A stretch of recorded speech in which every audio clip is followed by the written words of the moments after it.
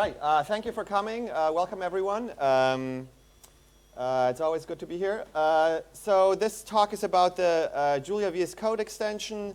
VS Code, as you probably know, is a code editor, an open source code editor that Microsoft, I think, is primarily developing.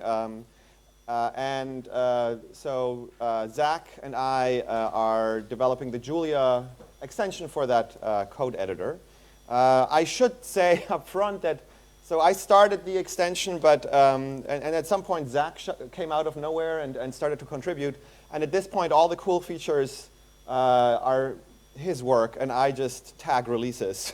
So everything that you will see about a language server and so on is really mostly his work. But unfortunately, he couldn't be here, so I'm giving this talk. So this is the outline. I will start out with just showing you the features of the editor that we have implemented right now. Then I will come to my favorite topic, telemetry. We added telemetry to the extension. Please don't throw things at me. But I want to explain to you what we're doing there. And then I'm going to talk a little bit about the architecture of the underlying extension. Okay, so what I'm going to do now is I'm going to move over here to VS Code. I'm going to start it here. And I'm glad we have a big screen, so there's a chance you can actually see this. So one thing, installation of the extension is really simple. You click here in VS Code onto the extension tab. Then you search here for Julia. And we'll search on the marketplace. And then you just click install, and then that should be it.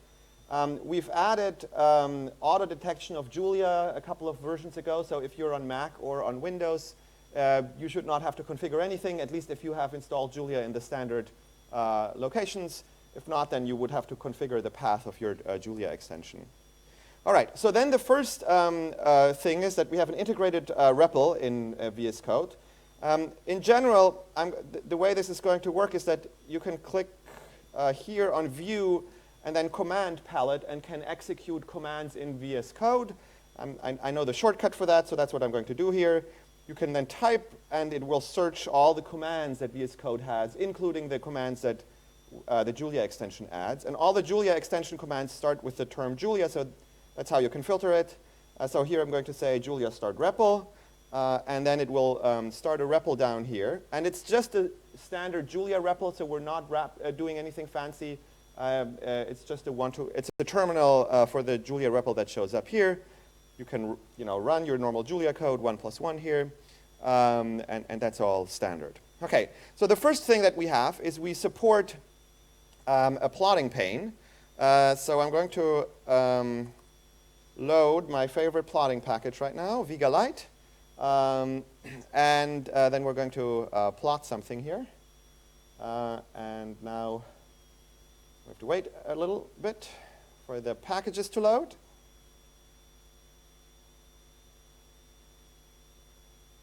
And I should say this plotting pane should, I think, work with every plotting package that's out there. It certainly should work with all the plotting packages that properly integrate with the display stack that Julia Base provides. I think that's most of them now. So this is not a VegaLite specific thing. So here I'm going to take the car data set, and I'm going to create a plot where I use plot points, and then I say acceleration on the x-axis, and on the y-axis I'm going to put miles per gallon. And then let's create that plot. And then it should show up here. So that's pretty simple. It just shows up inside the plot pane here. If I'm going to run another plot command, I'm going to slightly modify it. I'm going to add a legend here that plots the number of cylinders per car. And then we actually see the new plot here. And then you can cycle through the plots that you have with these little arrows up here. You can delete a plot from the plot pane and use it like that. That's pretty much the whole functionality of the plot pane there. Okay. Then let's start a new file here. So I'm going to call it foo2 Julia. If I have code files here and I write something like print line, hello, and then let's write another print line, hello too. Then what I can do is I can send code from this file to the REPL by positioning my cursor on a line, and if I hit Control Enter, then it will send that line to the REPL, and it will automatically jump to the next line in the editor. So then I can just hit Control Enter again, and it will execute that line in the REPL. So this is really handy if you have a script and you want to just sort of run the scripts line by line. You can just hit Control Enter until you're done. We can also do things like this. So I'm going to write an if statement, if true, print line true, else print line false. Okay. So here I have a whole block, and I might want to run the whole block, not just individual lines. And if I press Alt-Enter, then it will automatically detect the whole block and then send the whole block to the REPL. And the way that is actually implemented is not some sort of pattern matching that it tries to sort of find out indentation or something like that. It's actually using a full parser of the source code to detect blocks. So this should always properly detect the sort of smallest block of code that it can run. Okay, so that's how you can execute lines of code from your source code here. We have support for Julia Markdown files. Julia Markdown files is a format, I think, in combination with the Weave package. So Weave is a package that allows you to take Julia Markdown files that have code embedded, and then you can run a Julia Markdown file and can preview it render it into a PDF or something like that. So we have full support for that. So I'm going to open an example here. So this is a Julia Markdown file. Let me see what I can. Can you see this? Yeah, it's big enough. So you can specify. So this is all sort of documented in the Weave documentation. But in a Julia Markdown file, you can specify some metadata, the title of the document you have, a name of the author, and then you can write Markdown. And within your Markdown, you can have Julia code blocks. And when you weave this Markdown file into an output, it will actually run these Julia code blocks and insert the output of that Julia code into the generated document. So what I'm going to show you that. So I'm going to say Julia weave. So we're going to weave that to a preview here within VS Code. And what this is going to do is it's calling the Weave package. It's running all the code in this one here, and then it's creating an HTML preview of the generated document. So the use case for this one here would be that you write a scientific paper and you want to make sure that the plots in your scientific paper are always up to date, and then you can write your scientific paper in something like Julia Markdown and use Weave to generate output from that. So one thing you can probably tell is that this is not the fastest thing on earth. We're still waiting for this to weave. So that is just what it is. And for some reason, the demo gods are not with me. Oh, no, they are. OK, so what you can see here is how this was transformed into an HTML preview here, where the code was shown, and then the results of that code running are actually inserted into that document. There are various options, so you could also change this so that the code that actually generates a plot, for example, is not shown in the output, so that might be more useful in a scientific paper. So you can generate previews from these from these Julia Markdown documents. You can also export this into many different file formats. So you can export it to a PDF, into a text document, into, I don't know, there are lots of different file formats. All the file formats that are supported by the Weave project. OK, so that's support for Julia Markdown files. Then we have a command that I just use all the time. It's called Julia Open Package. You execute that, and it shows you a list of all the packages that you have installed. You can filter that by starting to type the name. So I'm going to open the package Vega Lite here. And it will open a new window of VS Code that has the folder for that package open. So that is always very handy. So I'll show you next some of the things that we have in terms of package integration. If you click on Tasks and say Run Task here, and you are within a Julia package, so you're editing a Julia package, it will automatically detect whether you have certain scripts that are sort of standard in the Julia universe. So here it's detecting that we have a script for building the documentation. It detects that we have a test script, and it also detects that we have a dependency build script. And then you can click one of those, and it would run that script within VS Code here. So that sort of makes a nice loop, for example, for testing code, for running tests, that you can just run them in here, and then the output would show in a little terminal window at the bottom. I'm not going to run those because they take a while, but that's sort of the idea here. Okay, so those are sort of the features that largely leave the code alone, that are sort of in the window of VS Code. What I'm going to show you next are the features that are more deeply embedded and sort of work on the code itself. For those of you who are a little bit familiar with the architecture, everything I'm going to show you now is implemented in the Julia language server, and I'm going to explain in a few minutes what that actually is. I'm going to switch back to my example file here.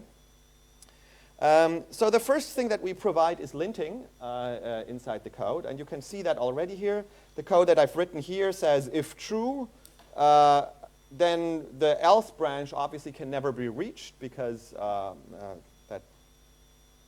I don't have to explain that. And you see a green wiggle under that line, because our static linter actually detected that this code can never be reached. Okay, so we have a full static code analysis here, and then the linter detects dead code that cannot be reached here. And it shows up your linting messages with little squirrelies here. You can also open up, if you click on the lower left side here, if you click here, you get a list of all the linting messages for all the files that are currently open in your VS Code editor. So if I go to the Vega Lite story here, for example, you see we have 433 linting warnings all over the project. And I should warn you, there are some false positives with this linter right now. So that's certainly an area where we need to work a little bit. Okay, then we have completion. So if I start to type here, for example, print line, then it, as you sort of are used to with Visual Studio, it shows you a list of all the methods or functions that match that pattern. And then it also shows you automatically the documentation as you scroll through these various functions here. So here, let's say we want to go with the print line function.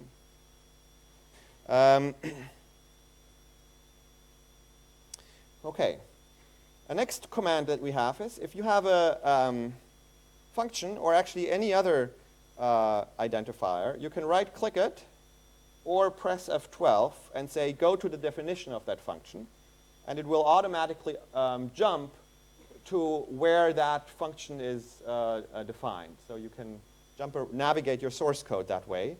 And now with something like println, we're not able to automatically detect which method is the correct one, but we can detect all the methods that this function has. So what you see here in this list here are all the cases where a println method is defined, and one of those is the one that you would actually be calling here.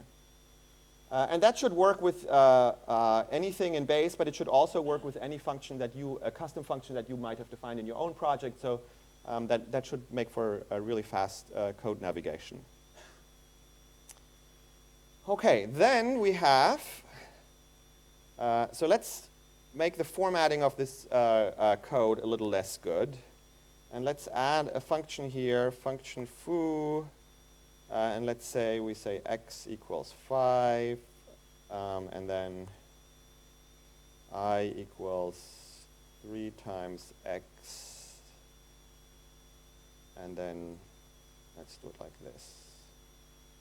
Okay, so this is not well-formatted code. It's just a sort of an optical problem. What you can do here is we can execute the command format document, and it will automatically reformat your source code with the proper indentation and so on. So that's sort of a handy, and I think we broadly try to adhere to the Julia style guide when we do this automatic formatting of documents. Okay. Then we have just documentation hoovers. So if you take your mouse and you put it over print line, then you see the doc string for that method showing up automatically. That, again, should work for any function method that you might have. Okay, next feature. Here we have a local variable, and I'm going to use a refactoring on that one here. So if I right-click on that one and say rename the symbol, and I'm now going to rename it to x2, then it will, hopefully, no, this time it didn't work. Okay, so in theory, this should, let me try again. Yeah, no, I don't know why that didn't work on the first attempt. It will automatically analyze the source code, find all the instances where that local variable is referenced, and rename everything. And it's, again, it's a renaming syntax that is based on a full parser of an understanding of the source code, not just a string replace or anything like that. All right. And then maybe the last thing I want to show you here, so I'm going back to the Vega Lite project, is if I open some code file here, so let's open this one here, then here in the outline pane on the left that is provided by Microsoft, you see all the functions that are defined in this file, and then you can click on any of them and jump around in your source code to that specific file. And again, that's sort of based on the parser of this source code. You can also press Control-Shift-O, I think it was, and it will show you all the functions that are defined here. And again, you can sort of jump through your source code to reach the correct source location for that function. Okay, so the last thing I wanted to show you in the editor about this is that all of these source code things, like all the editing capabilities that I showed you, should also work within code blocks in Julia Markdown files. Okay, so if you have a section here that is marked as being a code section, then you should get doc help here, all the refactoring and so on should also work in Julia Markdown files here. All right, so let's go back to my presentation here. So that's pretty much a rundown of the features that we have in the extension at this point. I left out a few minor things in the editing experience, but broadly that's what we cover. So what I want to discuss next is our telemetry. So that's something I added in January, and here is how that works.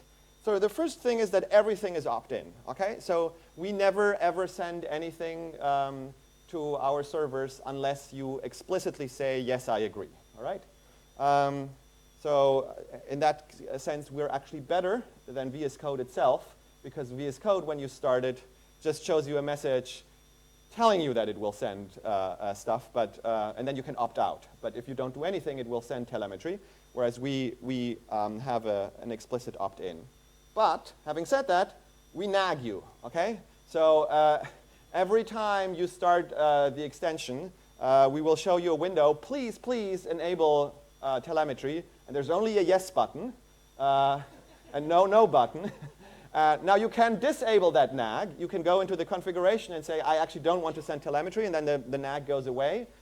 So this is sort of a nudge. Economists, I'm an economist in my main life, and we like that kind of nudge towards the right path, but we don't force you. Okay. So but it's important that we never, if you don't want to do this, then you don't have to, and we will not, we will honor your wishes on that. And you can opt into two different types of telemetry here. So the first one is anonymous usage stats. So this is essentially what commands are you executing. So whenever you run any of the Julia VS Code commands, that gets transmitted to Microsoft servers, actually, but we have sort of access to that. And it will tell us, oh, you just sent something to the REPL, or you just did a plot. It's all anonymized, so we don't know who you are, but we can count how many times each command was executed, and we can also see within a session which sequence of commands was executed. And that gives us a good understanding of how the extension is actually being used. I think what we will also do down the road is actually collect timings that way, so that we can actually get a sense of how well the extension performs. That's sort of on the roadmap, but not done yet. And then the other thing is crash reports, and you have to separately opt into that. So crash reports are really the thing that I care most about. If the Julia extension crashes, there's a window pops up and says you can send a crash report. Please click yes on that, because that's really the thing that helps us most improve the quality of that extension. Having said that, what we get there are stack traces, and we try hard to remove identifying information from those stack traces, but I cannot promise you that that always works, because essentially what we're getting is an exceptional situation, and we get sort of some dump of information, and there might be stuff in there that would allow us to identify who you are. So if for some reason that doesn't work for you, then don't send these crash reports, but they are certainly the thing that help us most. Okay, so I wanted to give you a little bit of sort of high-level summary statistics of where we are, what we've learned from this telemetry. This is not based on any sort of systematic analysis. It's just sort of what I randomly picked up yesterday. So at this point, the extension has been downloaded about 43,000 times. So that's the statistic we get from the VS Code Marketplace. If we look at the telemetry, we have about 3,000 active unique users in the last 90 days. But that's the people that actually opted in. So I, unfortunately, of course, don't know how many people did not opt in. So if anyone has sort of rule of thumbs, how many people typically opt in into something, that would be really useful for us to know how many users we actually have. In the last 90 days, about almost 500,000 times people executed the send code to REPL command. I don't know, I found that a nice number. Contrast that with the 165 times anyone used any of the weave commands in the extension in the last 90 days. So, but this is helpful for us because it allows us, it allows us to see that actually the weave stuff is clearly something that people are not using right now at a large scale. And that could either be because it's bad, and I suspect it's because it's slow, or because we're not advertising it correctly. And sort of this kind of information really allows us to set priorities in what we want to do. But then the most important thing we get out of this telemetry is actually crash reports. So here you're going to see the crash reports for the last 30 days. And we get a list of the different types of errors that have occurred, how often they happened. And I'm afraid and ashamed that this top one here has happened quite a bit. And then we get a lot more information about each of these errors. We get a stack trace and various other information. And so if we had more time, at least, this would really allow us to fix the high-impact bugs first, and then sort of go through the tail of the distribution here. OK, so that's the story about the telemetry stuff. Now let me talk a little bit about the architecture of the whole extension. So the overall architecture of VS Code is the following. Each box here is a process. So there's one process for VS Code itself, the editor. So that is the stuff that's written by Microsoft. And a key, I think, design decision in VS Code was actually to never load any extension into that process. And I think it's one of the reasons why VS Code feels so snappy and never stalls or hangs, because less prolific programmers like myself are just not allowed to mess with the main process that powers their editing experience.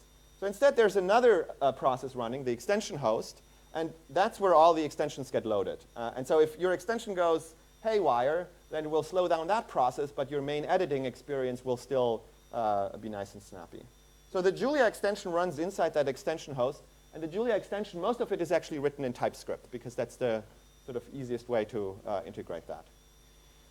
And then that Julia extension communicates with another process, which is the language server for the Julia language. And so that's the part of the design here that provides all the things like documentation, document formatting, renaming, all of that, auto-completion, all of that lives in this language server. And that is actually written in Julia. And the extension host and the language server communicate via JSON messages between each other. So the language server that we've written in Julia is a Julia package. It's languageserver.jl. And it is based on a number of other packages. So the first one is CST parser, which is a concrete syntax tree parser that Zach wrote. And it's essentially a complete rewrite of the Julia parser that retains all the white space and documentation formatting and so on. So it allows you to go round trip. So you can parse a Julia file, have it as a tree, and then write it out onto disk again, and it will look character for character exactly in the same way. And that's the kind of thing that you need if you want to do document formatting and things like that. CST parser itself is based on Tokenize, which is a fantastic tokenizing package for Julia. Then there's another package called document format, and that's the package that does all the document formatting. And the idea here is that other tools in the Julia universe might want to use the document formatting stuff as well outside of language server. So that's why it is split out into a package. So you could use that in some other context if you want to format Julia source code. And then in the next version, Zach is factoring more and more things out of language server itself into separate Julia packages so that you can use them outside of language server. So the static linter is moving into its own package. And I think actually something that I forgot in my slides here, the deprecation support. So Julia also helps you get rid of the deprecations. I think that is also just going to use the same package that FemtoCleaner is currently using. All right, so that's sort of the internal architecture of languageserver.jl. And then the idea here is that language server sort of understands a JSON protocol that an IDE or editor can speak, and then it can sort of light up the editing experience with more information about the specific language syntax that you're using. So VS Code is communicating with language server like that. And then a bunch of folks from the community have actually managed to hook language server up with other editors that also, in some form, provide an interface for this language server protocol that Microsoft created. So I cannot really vouch whether Atom, Vim, NeoVim, and Emacs, of whether these integrations work, because so essentially what happened there is that people from the community have put up instructions on the language server repository on how to get it working. It's not something we routinely test or actually even understand. Sort of the one that Zach and I run and test is the integration with VS Code, but at least in theory, and I think probably in practice, it actually works with other editors as well. Okay. So let me say one last thing, just an interesting, I think, experience about deployment that we had with VS Code. Because I think that's actually one thing that worked really well over the last, I don't know how long the extension exists, actually. But so the extension itself essentially ships as a zip file from the Julia marketplace. So under the hood, if you go to the marketplace, download an extension, it will download a zip file and extract that. And what we do is all the packages that we use, so language server and all the other Julia packages that we use, they are just in this zip file. So we never interact with the package manager. We never have to say, oh, we need these packages for the extension to run. And that has just been proven really reliable, because we've never, ever had a situation where the extension was in a broken state because it's an Xcopy deployment story, essentially. All right, conclusions. So Zach is almost done with the 0.7 port, so I hope that will be done soon. The major projects that we're working on right now is that we have a change in the process architecture on the language server side in the works. And then we hope to work on startup times for the editing experience. And then we hope to continue to fix bugs. Major things that hopefully will come at some point in the future is a debugger, and then I would really like to add a notebook-like interface into VS Code itself, but both of those are sort of a little bit further off. Oh, and I would really like to do a grid table viewer within VS Code. One thing that has become very clear is that this is a project that is bigger than two people that have other main jobs can handle, so we would really appreciate any help with this project. Thanks a lot, and I think we have a few minutes for questions.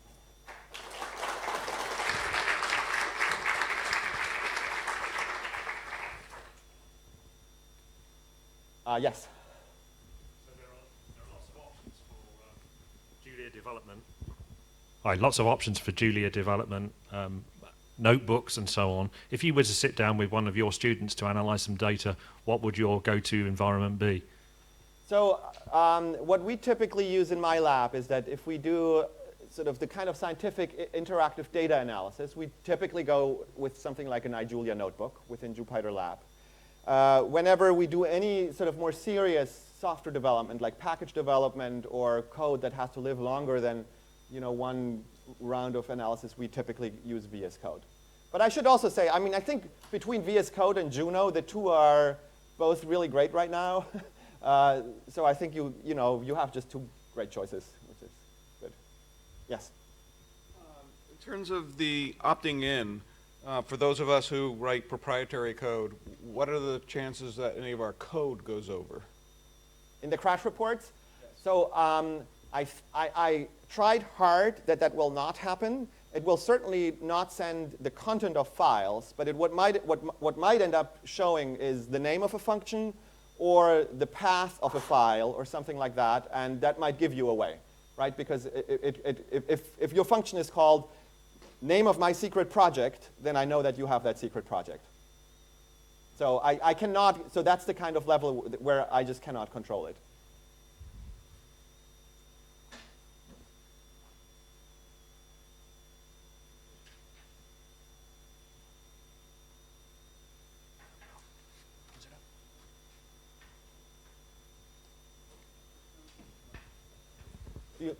I'll repeat the question. About the linter. No. It's a question about the linter. So you have shown some linting capabilities in this extension. Is it using the lint JL package? Is no. it like own capabilities or? No. So the linting that we have there is not based on the lint package. It's something that Zach created from scratch, and it is based on all the parsing that CST parser and tokenize provide, and then it goes from there. And do you know, or do you think it's feasible to reuse it with other editors, or? Yeah, I think that should be usable with other editors as well. Okay. Okay. Thank you. Okay, let's take David again.